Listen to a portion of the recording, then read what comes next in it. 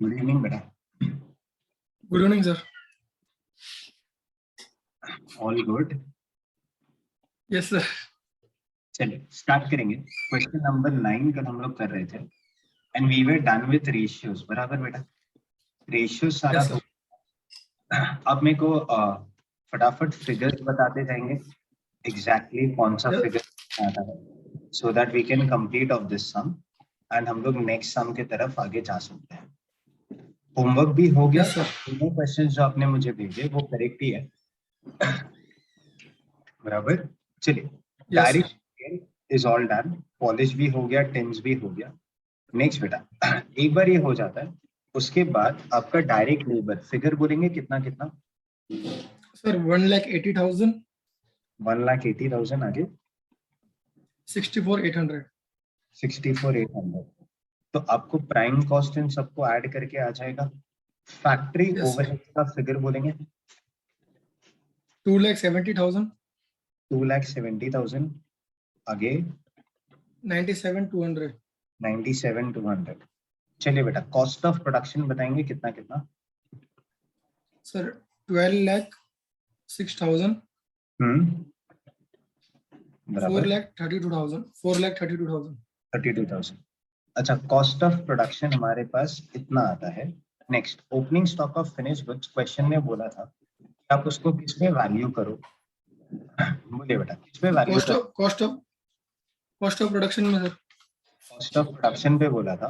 Black का 804 पैसे rupees था। आप यहाँ पे Yes, sir. 0.804। ओपनिंग स्टॉक कितने यूनिट्स है बेटा? 48,000। कितना वैल्यू आता है? Yes, sir.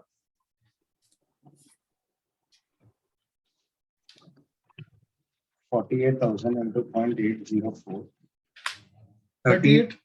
592। Yes, sir. बाजू वाला 0.864 था आपका पर यूनिट, जो इधर बोला है उन्होंने, into opening stock 1,60,000। 0.864 into 1,60,000 gives you 138,240 बेटा। Yes, sir. चलिए सर, ओपनिंग स्टॉक हो गया। क्लोजिंग स्टॉक कुछ नहीं बोला है, by default we follow FIFO. तो फीफो के लिए जो करंट ईयर का कॉस्ट ऑफ प्रोडक्शन होगा वही आपका क्लोजिंग स्टॉक, उसी पे वैल्यू होना है। Yes, sir. बराबर। हमने करंट ईयर में 15 लाख यूनिट बनाए और हमारा कॉस्ट ऑफ प्रोडक्शन 12,06,000 है। कैलकुलेट उठाइए बेटा, मेरे को पर यूनिट निकाल के बताएंगे कितना है। Sir, 0.804. 0.804 आ रहा है, तो यही 0.804 यहाँ पे कॉपी पेस्ट हो जाएगा। जैसे ये 0.804 कॉपी पेस्ट हो गया, आप क्लोजिंग स्टॉक का वैल्यू निकाल सकते हैं।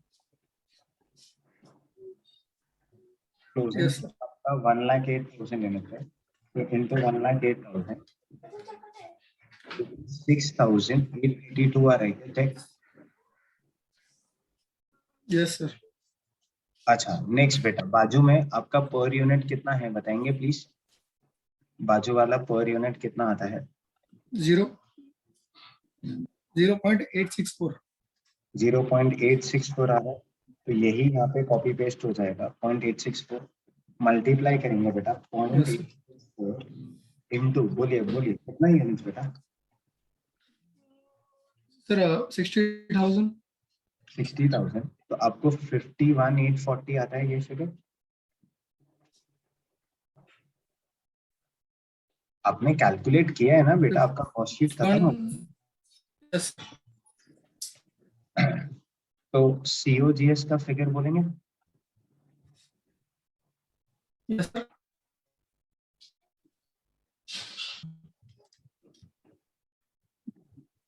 एक सेकेंड बेटा, सम इंटरनेट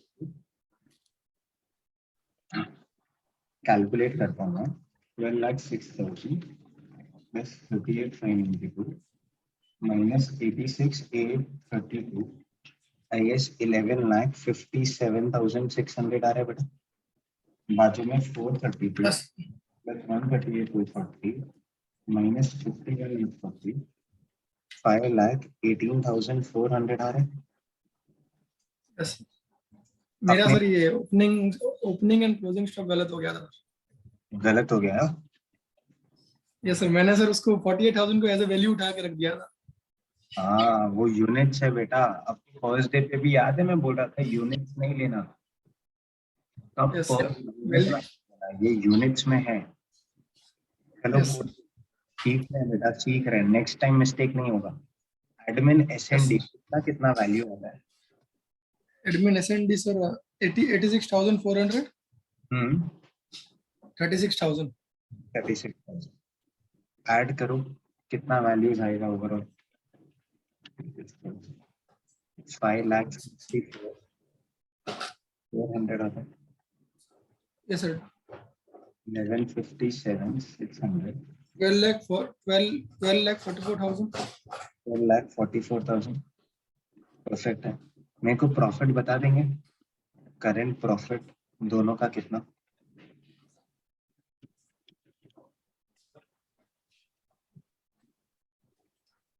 सर 3,11,200। बराबर। बाजू में 1,65,600। 165,600। तो ये आपका क्वेश्चन सॉल्व हो गया कि पर यूनिट पूछा है क्वेश्चन में? पूछा है सर। पूछा है तो आपको सारे पर यूनिट्स भी निकालने हैं। निकाल दीजिए बेटा। मेरे को ये दो पर यूनिट बता देना आपको कितना आता है। यू हैव 1 मिनट बेटा। Calculate per unit figures. तो कॉस्ट ऑफ प्रोडक्शन तक किससे डिवाइड करोगे, प्रोड्यूस से कि सोल्ड से? Quantity produced. प्रोड्यूस से डिवाइड करते जाइए।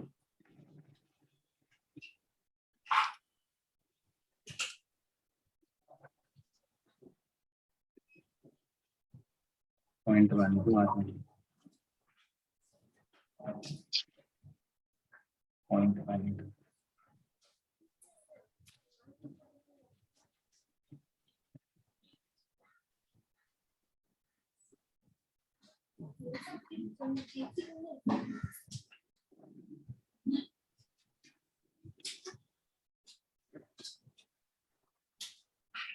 Sir cost of 0.863।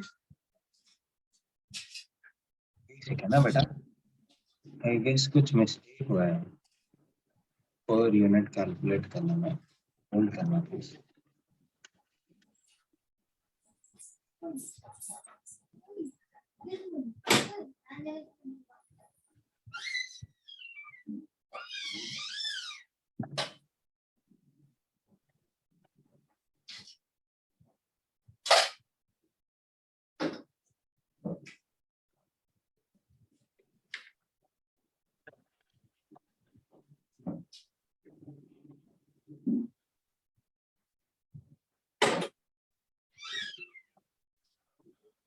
हाँ बेटा, एक नंबर मिस्टेक हो गया बेटा।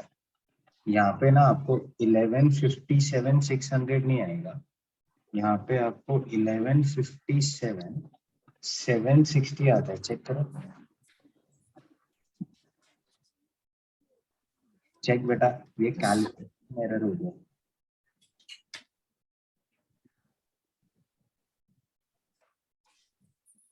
यही आएगा ना सर, 1 लाख सर 11,07,760 आएगा।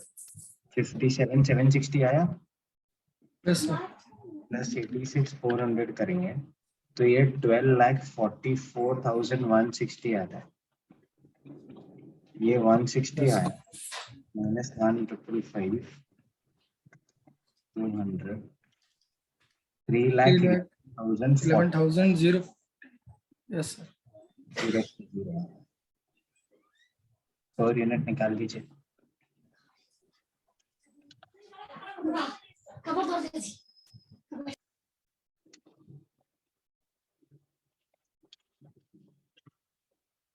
पॉइंट 804 आ रहा है।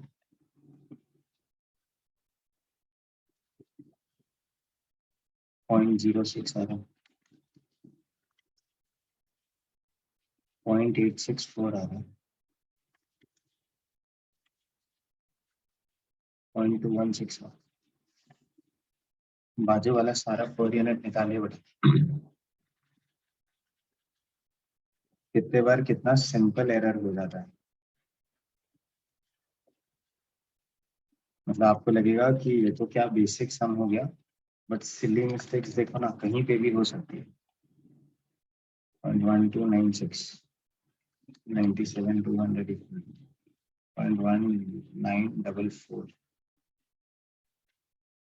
नीचे सब कुछ क्वांटिटी सोल्ड से डिवाइड होगा 6 lakhs 0.864 0.06 0.924 0.276. आगे बेटा आंसर्स डन. Yes sir. चलिए बेटा question number 9 is also done. अब हम लोग आगे जा सकते हैं. फाइनली ये चैप्टर का लास्ट क्वेश्चन स्टार्ट करते हैं बेटा. Exam book sir. हाँ एग्जाम बुक में लिखते हैं. क्या लिखेंगे बेटा? सिली मिस्टेक जो हुआ सबसे पहले वही लिखेंगे. बराबर. Yes sir. First Yes, mistake calculation of closing stock. Value लिखना है, यूनिट्स नहीं. वैल्यू लिखना है, यूनिट्स नहीं.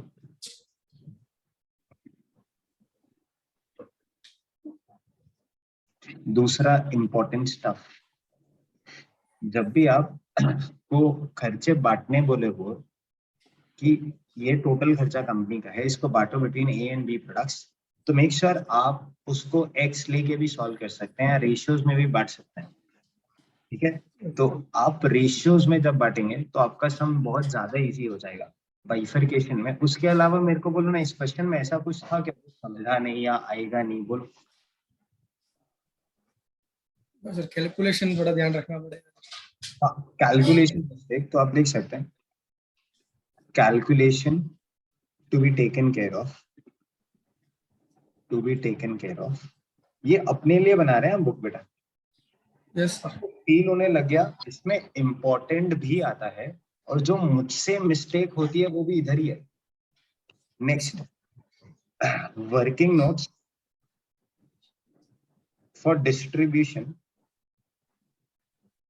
for working notes of total cost ratios seen carefully, to be seen carefully.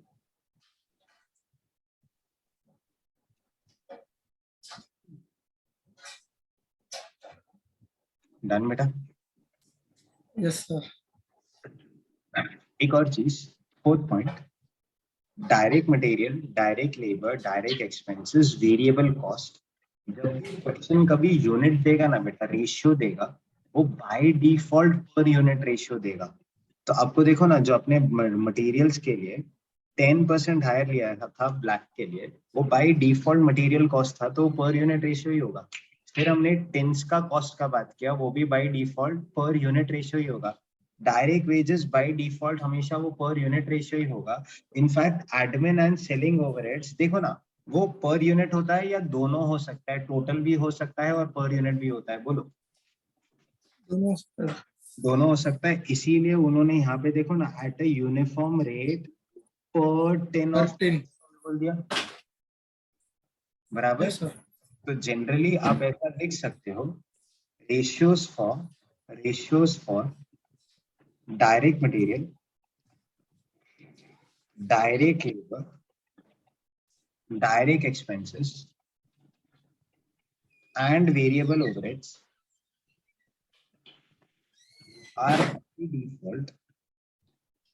are by default per unit ratios, are by default per unit ratios. Generally fixed overheads,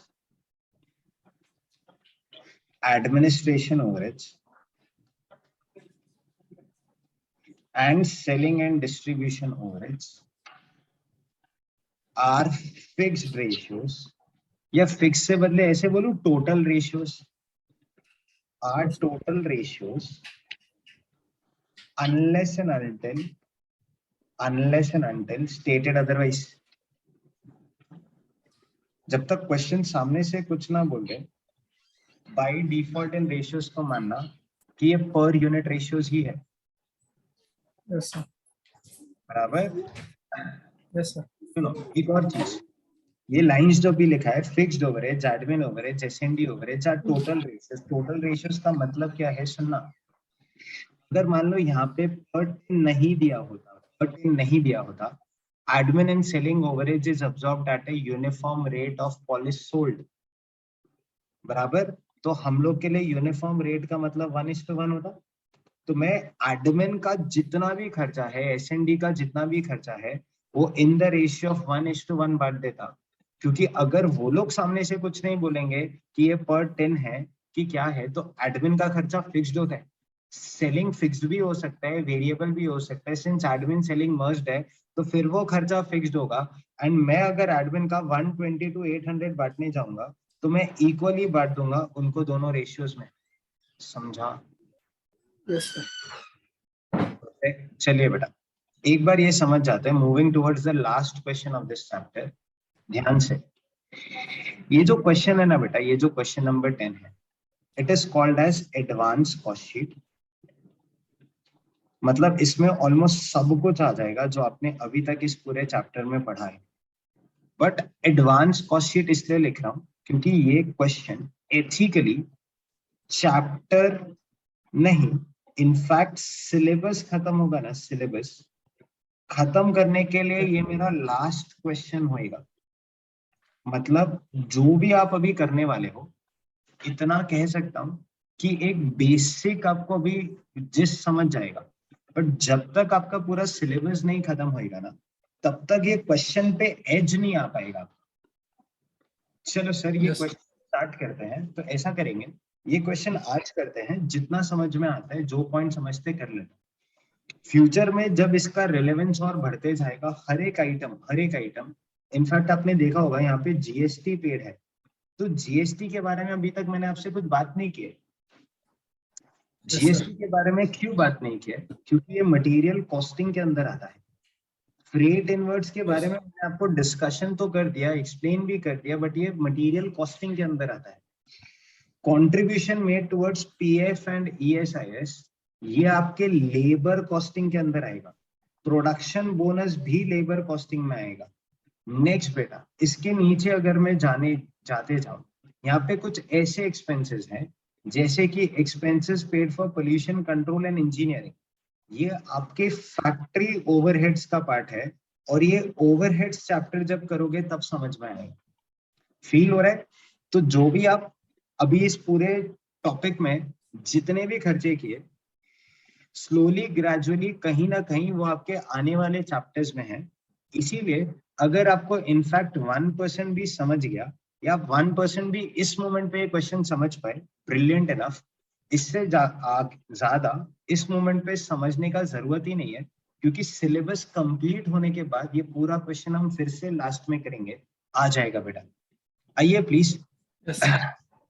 Arnav Inspat Udyog Limited has the following expenditure for the year ended 31st of March 2018. तो ऐसे एक system follow करता है, बहुत सारे खर्चे, in fact 2 sides है आपके पूरे खर्चे की। ऐसा करता है, यस आप सर। पहले वो खर्चा लिख लो पेंसिल से, मैं रीड करता हूँ, आप लिखो आपके हिसाब से क्या है, फिर हम लोग डिस्कस करते हैं। या फिर ऐसा कर लेता है, 5 मिनट्स या 7 मिनट्स देता हूँ, आराम से ये क्वेश्चन में आपको जो खर्चा जिधर जाएगा आपके हिसाब से वो लिख लो। वंस यू आर डन, फिर मैं एक्सप्लेनेशन शुरू करता हूँ, यस बराबर। सर। स्टार्ट करते हैं। तो 5 मिनट्स है बेटा आपके पास, आराम से लिखिए। जो खर्चा जिधर जाएगा आपके हिसाब से वो लिख दीजिए।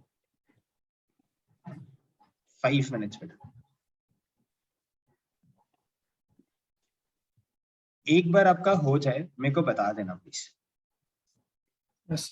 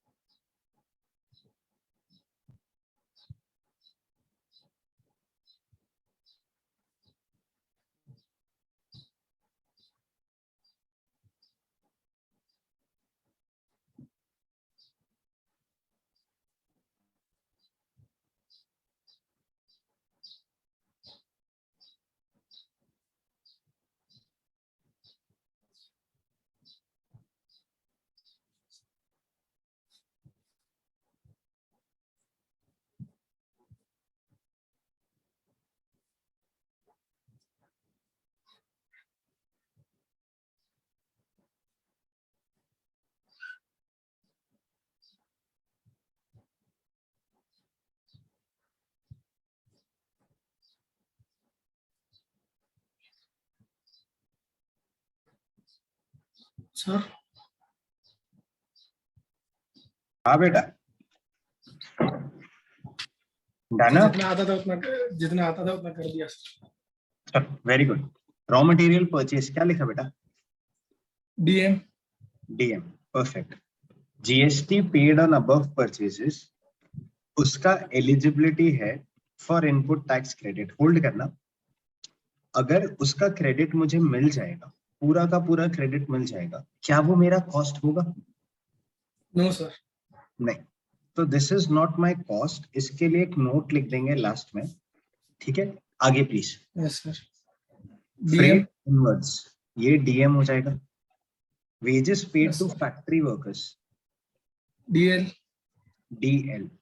अच्छा, ये ऑब्वियसली वो वर्कर्स है जो आपके गुड्स बना रहे हैं बेटा, गुड्स बना रहे हैं। Next, contribution made towards employees PF and ESIS, ये आपका डायरेक्ट लेबर है।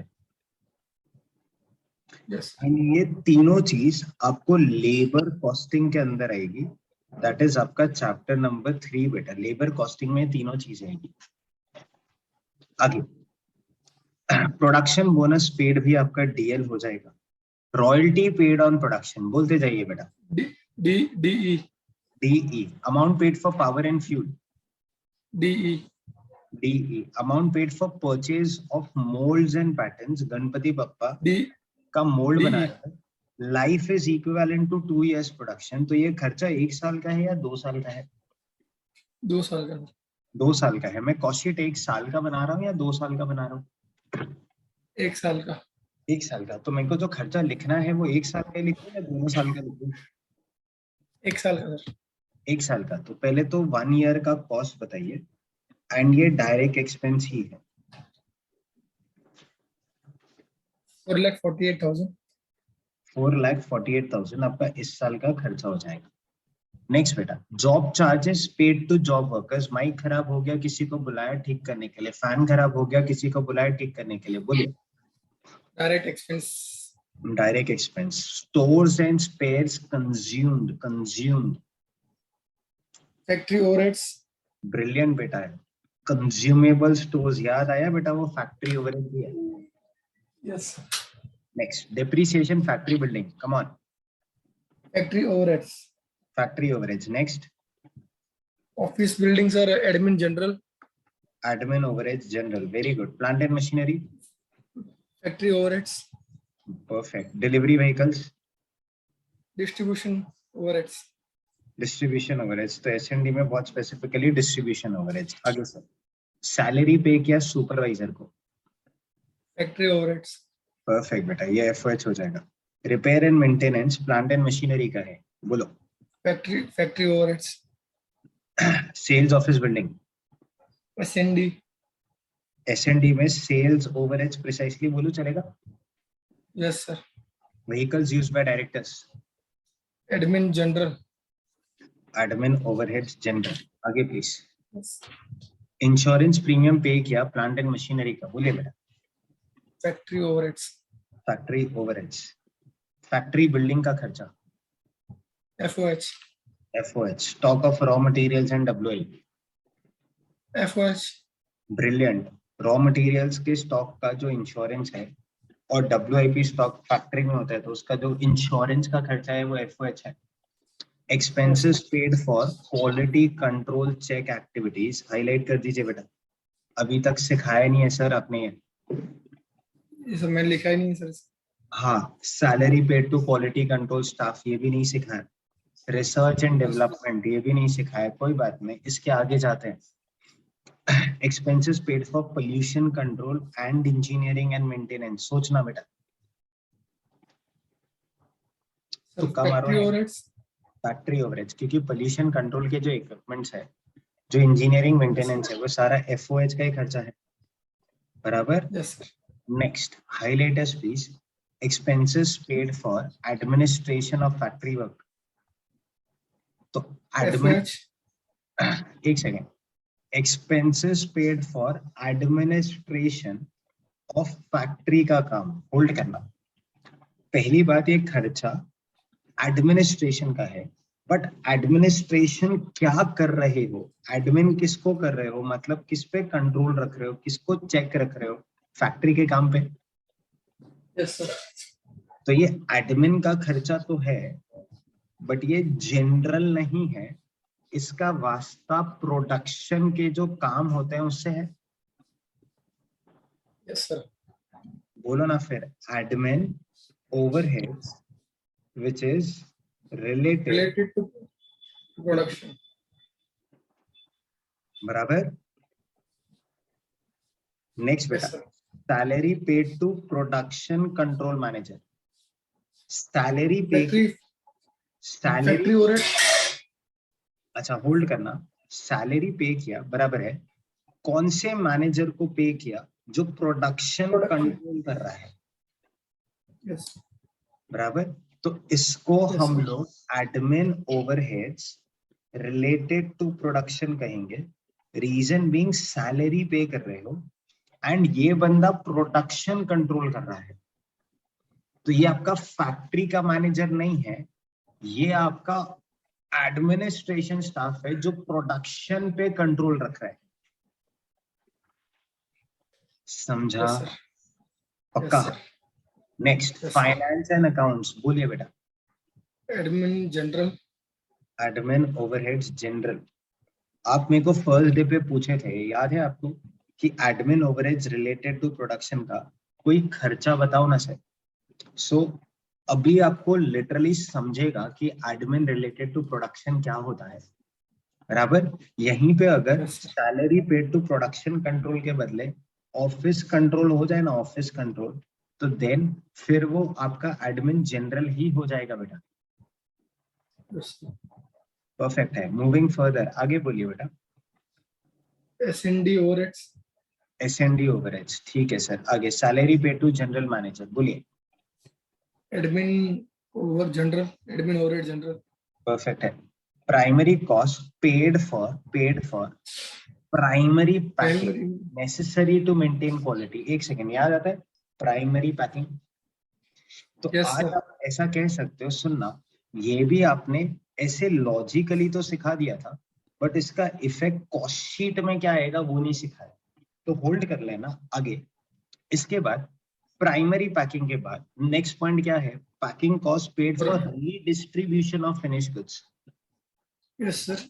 Distribution overheads, distribution overheads, perfect बेटा, distribution overheads. Interest and finance charges paid, ऐसे बोलो फाइनेंशियल एक्सपेंस। यस सर, अच्छा, इंस्टीट्यूट कुछ गलत करता है, क्या करता है, ये इसको कॉस्ट ऑफ सेल्स के ऊपर लिखता है, तो अबव कॉस्ट ऑफ सेल्स आप लिख सकते हैं, ये गलत है, मुझे भी मालूम है, लॉजिकली कम हम लोग as cost accountants interest control नहीं कर सकते, याद आता है बेटा आपको, यस सर, बट फिर भी इंस्टीट्यूट ऐसा कर रहा है। हेल्पलेस हुई सिचुएशन में आपको करेक्ट ही सिखा सकता हूँ, अपने पास एक प्रूफ था, पता है, स्क्रैप ऑफ मटेरियल वाला क्वेश्चन, अब वो लोग ऐसा कर रहे हैं, हेल्पलेस है, अपन कुछ नहीं कर सकते।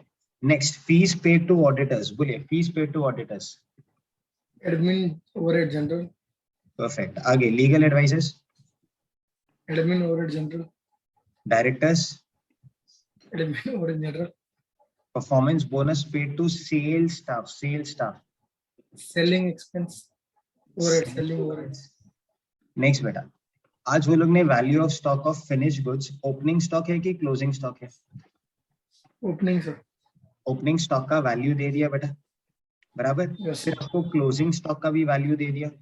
अच्छा, आज मेरे को Yes. बोलना, आपके पास ओपनिंग फिनिश गुड्स भी है, क्लोजिंग फिनिश गुड्स भी है, क्या वो लोग आपको यूनिट्स का डेटा देंगे? नो सर, चाहिए भी नहीं, क्योंकि स्टॉक्स आर, बोलो ना, stocks are sir valued, already valued, already valued sir, तो फिर जरूरत ही नहीं है, रखो भाई, यूनिट्स चाहिए नहीं, स्टॉक्स वैल्यू है, कहानी ओवर। लास्ट में, amount realised by selling of scrap and waste generated during manufacturing process is 86,000। तो आपका स्क्रैप कितने का जनरेट हो गया बेटा?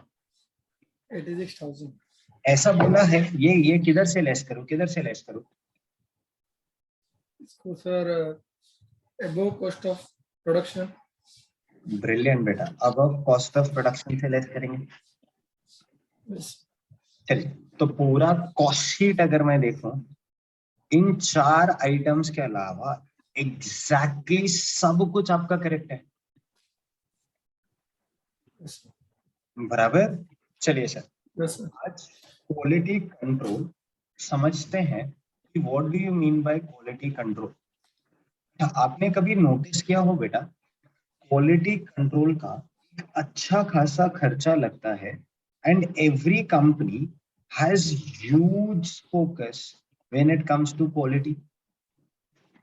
यस बोलो बेटा, अल्टीमेटली अगर आप एक सर्विस इंडस्ट्री में हो, या मैन्युफैक्चरिंग इंडस्ट्री में हो, या कंस्ट्रक्शन इंडस्ट्री में हो, या कोई भी इंडस्ट्री में हो इस पूरी दुनिया के, आपका क्वालिटी ही तो है जो आपके कस्टमर्स को रिटेन करके रखेगा।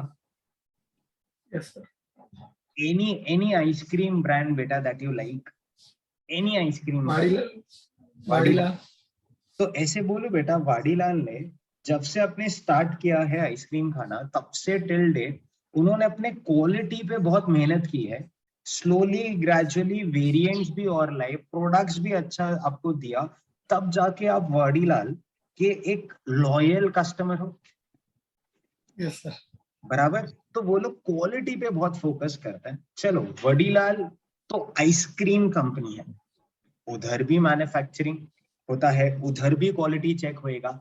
आराम से सोचना, आपने कभी कोई ऐसा वीडियो देखा है जिसमें हर मोमेंट पे क्वालिटी चेक हो रहा हो? देखा है कोई ऐसे वीडियोस देखे हो, मैन्युफैक्चरिंग वीडियोस देखे हो, जहां पे क्वालिटी कंटिन्यूअस बेसिस पे चेक हो रहा है? कोई प्रोडक्ट खराब निकल रहा है तो उसको हटा रहे, कोई प्रोडक्ट अच्छा नहीं है तो उसको साइड कर देते हैं, वहां पे लोग खड़े होते हैं, देखा है आपने ऐसा कभी? पिक्चर्स में देखा है सर, फैक्ट्री के अंदर दिखाते हैं। हाँ, दिखाते हैं। तो ऐसे कह दो बेटा, क्वालिटी कंट्रोल एक कंटिन्यूअस प्रोसेस है,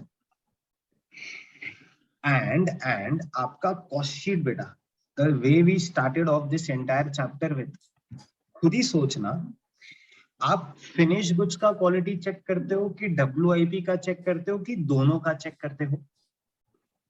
दोनों का सर, दोनों का। तो फर्स्ट थिंग सर, ये क्वालिटी कंट्रोल का खर्चा ऐसा नहीं है कि वो डीएम के अंदर आ जाएगा, या DL में आ जाएगा, या DE में आ जाएगा, या FOH में आ जाएगा। ऐसे कह दूं बेटा, ये खर्चा तो आपका WIP स्टॉक्स बन भी गया, मतलब ये WIP स्टॉक्स के बाद जो फिनिश गुड्स का स्टॉक बना है उसके लिए भी लग रहा है, बराबर। Yes sir. अच्छा, नेक्स्ट क्वेश्चन, ये लग तो रहा है बट क्या ये खर्चा आपका गुड्स बेचने के बाद लगेगा क्या?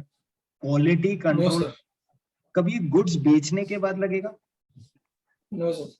नहीं। तो ऐसा कह सकता हूं सर, जो भी आप क्वालिटी कंट्रोल का खर्चा लिखने वाले हो, फर्स्ट एंड फॉरमोस्ट थिंग, ये COGS के नीचे कभी नहीं आ सकता, बट फॉर श्योर COGS के ऊपर आएगा। Yes sir. नेक्स्ट चीज, आप ये जो ओपनिंग स्टॉक का बात करते हैं, ये अच्छे यूनिट से आपके end से 100% टेस्टेड यूनिट है या टेस्टिंग बच गया है? टेस्टेड है सर। टेस्टेड है। क्लोजिंग स्टॉक भी टेस्टेड है। तो ऐसे कह दूं बेटा, आज आपको ये जो क्वालिटी कंट्रोल का खर्चा है, जैसे ही यूनिट बना, आपके एंड से आपको क्वालिटी चेक करना है कि ये प्रॉपर है या नहीं। Yes sir. तो first thing sir, quality control cost कहीं तो आना चाहिए, कॉस्ट ऑफ प्रोडक्शन के ऊपर ही आना चाहिए। नेक्स्ट चीज, अब इसको लिखूं किधर? क्या इसको WIP के ऊपर लिख दूं, ऊपर? No sir. नहीं। तो समवेयर अराउंड ये नेटवर्क्स कॉस्ट के नीचे आएगा और कॉस्ट ऑफ प्रोडक्शन के ऊपर आएगा। तो देन मैं ऐसे कह दूं, सिंपल है, याद रखने के लिए कि आप इसको कॉस्ट ऑफ प्रोडक्शन के ऊपर लिख दो। तो दो चीज यस जो कॉस्ट ऑफ प्रोडक्शन के ऊपर लिखते हैं, एक sale of any other item which is not raw material as scrap, तो वो कॉस्ट ऑफ प्रोडक्शन के ऊपर आता है। Quality control cost cost of production के ऊपर आता है। आराम से सोचना, कंपनी R&D का भी खर्चा करता होगा। R&D का खर्चा कभी भी जो यूनिट्स बन रहे हैं उनके लिए तो होता ही होता है, प्लस नए यूनिट्स जो बना सकते हैं उनके लिए भी होगा। Yes sir. तो ऐसे कह दूं बेटा, WIP स्टॉक्स के बाद ये खर्चा लिखना है और कॉस्ट ऑफ प्रोडक्शन के ऊपर, तो रिसर्च एंड डेवलपमेंट का खर्चा भी यहीं पे आ जाएगा। Yes sir. नेक्स्ट, एक लास्ट चीज बच गई बेटा, primary packing cost. Primary packing cost अगर आप लिटरली सोचना शुरू करो, जैसे टिन्स है, टिन्स का जो खर्चा है वो तो डायरेक्ट मटेरियल का खर्चा होना चाहिए, बट यस उसके अलावा अब वो जो आप जैसे आईफोन की बात करते हो, तो आईफोन में ये जो कांच लगा है अपने फोन्स में, ऐसे कह दो बेटा, ये जो कांच है वो तो मटेरियल है, वो आपके प्रोडक्ट का ही पार्ट है। बट जब आप इसको पैक करते हो इन बॉक्सेस, फोन के बॉक्सेस जो होते हैं, वो प्राइमरी पैकिंग है, बराबर। Yes sir. तो उसका खर्चा आप ऐसा कह सकते हो कि वो प्रोडक्शन ओरिएंटेड ही खर्चा है। जितने फोन्स बनाओगे, बेचो या मत बेचो, आपको एटलीस्ट उसको रखने के लिए बॉक्सेस तो चाहिए। तो आप यस सर। डायरेक्टली उसको कॉस्ट ऑफ प्रोडक्शन के ऊपर लिख सकते हो, that is primary packing cost. तो इन शॉर्ट अगर एक समरी देना हो, आपके नेटवर्क्स कॉस्ट के नीचे स्लैश फैक्ट्री कॉस्ट के नीचे सबसे पहले आएगा admin overheads which is related to production, बराबर। Yes sir. फिर उसके बाद आएगा quality control cost, perfect. Next उसके बाद आएगा research and development cost. Development. फिर आपका प्राइमरी पैकिंग का खर्चा आएगा। नेक्स्ट आपका लेस सेल ऑफ स्क्रैप आएगा, sale of scrap. And lastly बोलो ना, आपका cost cost of of production आ जाएगा। प्रोडक्शन। तो आप क्वालिटी कंट्रोल कॉस्ट के इधर जाके लिख सकते हैं अबव कॉस्ट ऑफ प्रोडक्शन, ये कंप्लीट कर सकते हैं। सर ये प्राइमरी पैकिंग को हम FOH नहीं मान सकते? देखो, अभी इसके लिए ना एक आप इनडायरेक्टली ऐसे बोल सकते हो, डिस्प्यूट है कि आप उसको कैसे ट्रीट करना चाहते हो। याद आता है जैसे अपन, किसान में आप किसान में एग्जांपल दे रहे सर, वो पाउच का। हाँ तो वो भी अब ये सर। हाँ, तो उस सिचुएशन में पिचकू पाउच बनाते हैं, बराबर है। वो पिचकू पाउच उनके लिए तो प्राइमरी पैकिंग है, बराबर। ध्यान से, यस सर। 100% आप जो बोल रहे हैं ना बेटा, करेक्ट है। एंड इसी के लिए अपन ने क्वेश्चन 9 भी सॉल्व किया, जहाँ पे डायरेक्ट मटेरियल पॉलिश तो है ही है, बट पॉलिश किसी को हाथ में थोड़ी देंगे। उसके लिए हम लोग ने टिन्स बनाया बेटा, टिन्स।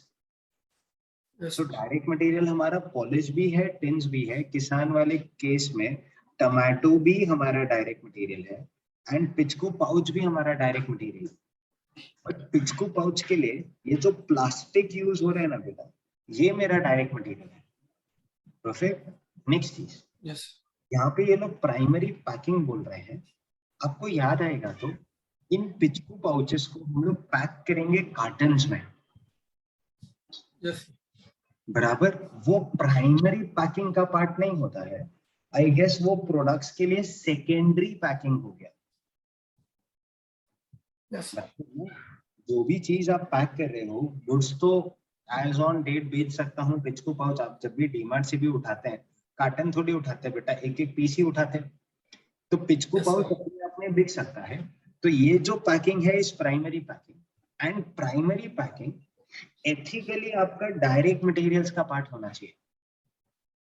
yes, समझता है? बट आज इंस्टीट्यूट क्या कर रहा है, उसको एक अलग से हेड बना के दिखा रहा है एंड उसको कॉस्ट ऑफ प्रोडक्शन के ऊपर लिख रहा है। रीजन एक और वे से सोच सकते हो, अगर मैं इसको डीएम के अंदर ऐड कर दूं, सोचना, क्या आप कभी WIP वाले यूनिट्स को पैक करोगे क्या? no, sir. नहीं। तो अगर आप WIP वाले यूनिट्स को पैक नहीं करोगे, आप तो उन्हीं यूनिट्स को पैक करोगे जो Fixed, finished good. फिनिश हो गया।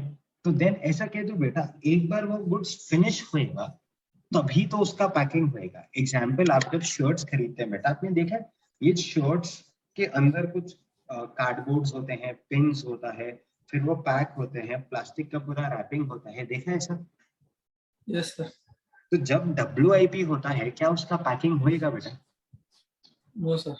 नहीं। तो एक चीज तो सेट है, ये खर्चा नेटवर्क कॉस्ट के नीचे आना चाहिए, बराबर। Yes, sir. एंड दूसरा चीज, ये प्रोडक्शन ओरिएंटेड एक्सपेंस है, तो कॉस्ट ऑफ प्रोडक्शन के ऊपर आना चाहिए।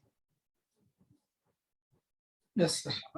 यहाँ पे ये देखना, दोनों भी ना सर, अगर आप ध्यान से सोचना शुरू करो, किसान के लिए प्लास्टिक तो डायरेक्ट मटेरियल्स है, बट जितना प्लास्टिक फिनिश गुड्स के लिए लग गया, वो आपके प्राइमरी पैकिंग का कॉस्ट हो जाएगा, Yes, बराबर ना? yes, sir. आपको समझा? इसीलिए हम लोग प्राइमरी पैकिंग का जो कॉस्ट है ना, वो फिनिश गुड्स यूनिट्स पे चार्ज करता है, इसीलिए उसको कॉस्ट ऑफ प्रोडक्शन के ऊपर लिखते हैं। इसका एक क्लासिक सम है when it comes to process costing ना बेटा। हम लोग एक सम करेंगे जहां पे इंस्टीट्यूट खुद बोलता है कि पैकिंग का खर्चा applies only to completed units. तो जब भी कंप्लीटेड यूनिट्स पे वो खर्चा अप्लाई होएगा ना, हम लोग कभी भी वो खर्चा WIP में चार्ज नहीं करेंगे, वो खर्चा फिनिश गुड्स में चार्ज करेंगे, क्योंकि पैक फिनिश गुड्स ही होता है, कभी WIP नहीं पैक होता। Yes, sir. चलो सर, तो इतना समझ में आ गया। नेटवर्क कॉस्ट के बाद आई गेस एडमिन ओवरहेड्स तो याद हो चुका है। दो स्पेशल आइटम और quality control cost, Pretty good.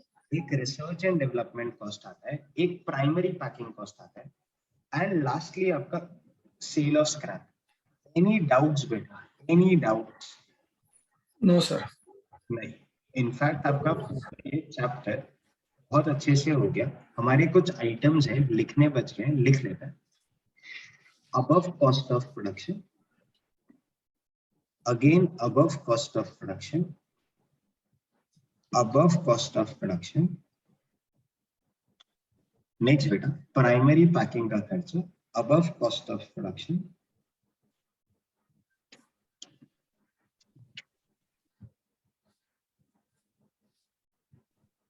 Yes.